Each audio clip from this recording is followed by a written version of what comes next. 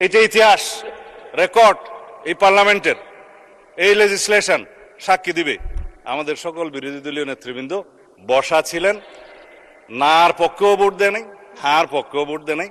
এনসিপির বন্ধুরা হার পক্ষে ভোট দিয়েছে, সত্য কিনা বলতে পারে। এখানে কি লেখা আছে? সাব্যস্ত ঐতিহাসিকভাবে, এই আইনগতভাবে, উভয় পক্ষের স্বীকৃতি ভাবে লেখা আছে, বাংলাদেশের মহান স্বাধীনতা অর্জনের লক্ষ্যে পাকিস্তানের বিরুদ্ধে যুদ্ধে লিপ্ত হইয়া হানাদার ও দখলদার পাকিস্তানি বাহিনী এবং তাহাদের এই দেশীয় সহযোগী রাজাকার আল বদর আল শামস, তৎকালীন মুসলিম লীগ, জামাত ইসলামী, নেজামে ইসলাম এবং দালাল ও শান্তি কমিটির বিরুদ্ধে মুক্তিযুদ্ধে সক্রিয় অংশগ্রহণ করিয়াছেন। এই সকল বেসামরিক নাগরিক উক্ত সময়ে যাহাদের বয়স সরকার কর্তৃক নির্ধারিত নিম্ন বয়সের সর্বনিম্ন বয়সের মধ্যে এবং সশস্ত্র বাহিনী, east Pakistan rifle, EPR, police বাহিনী, মুক্তি বাহিনী, প্রবাসী বাংলাদেশ সরকার ও উক্ত সরকার কর্তৃক স্বীকৃত অন্যান্য বাহিনী, নৌ কমান্ডো, কিলো ফোর্স, আনসার সদস্য এবং বাংলাদেশের নিম্ন বর্ণিত নারীগণ, নাগরিকগণ ও বীর মুক্তিযুদ্ধে অন্তর্ভুক্ত হইবেন। তার মধ্যে বীরঙ্গনা হয়েছে, নার্স, ডাক্তার, চিকিৎসকদেরকেও বলা হয়েছে। এটার নাম হচ্ছে বীর মুক্তিযোদ্ধার ডেফিনিশন। ইতিহাস সাব্যস্ত হয়ে গিয়েছে, সম্মত হয়েছে। এটা নিয়ে যেন আর কখনো বিতর্ক আমরা না করি জাতীয়ভাবে, এই অনুরোধ থাকলো। বিভক্তি আর চাই না, স্বীকৃত দলিল। মুক্তিযুদ্ধের ডেফিনিশনে কি বলা হয়েছে?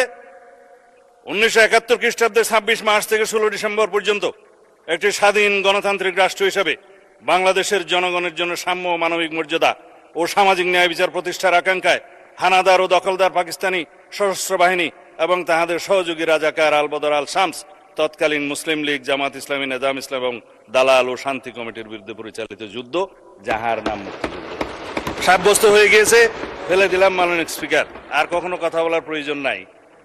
এখন বাংলাদেশের ইতিহাস নিয়ে যদি আমি কথা বলি 1971 থেকে 2026 পর্যন্ত, এগুলো অনেক কথা ঘাটাঘাটনি হবে। অনুরোধ করেছেন আমরা যেন ওইদিকে না যাই। আমি বিস্তারিতভাবে বলবো না, সম্মত হয়েছি। কিছু কথা রেকর্ডে না রাখলেই নয়, সেজন্য মানে স্পিকার, আমি কি এখানে কাউকে জাতীয় বেঈমান বলতে পারি? এটা অসাংবিধানিক হবে। হ্যাঁ, ঠিক আছে, আমি চাইলে আওয়ামী লীগকে জাতীয় বেঈমান বললাম না 1986 সালে, এবং তাদের যে সহযোগী হিসাবে, সহযোদ্ধা বা হামসফর হিসাবে ইলেকশনে যারা গিয়েছিল, তাদেরকে আমি কিছু বলতে চাই, এটাও আমার বলা ছিল। এখন আসি মানে স্পিকার, এই সংসদে কথা বলবো বলে ইমোশনাল একটু বক্তৃতা দেই। কতকাল অপেক্ষা করেছি। আমার ক্ষেত্রে সেটা 19 বছর, আপনার ক্ষেত্রে কত বছর জানেন? 19 বছরই হবে।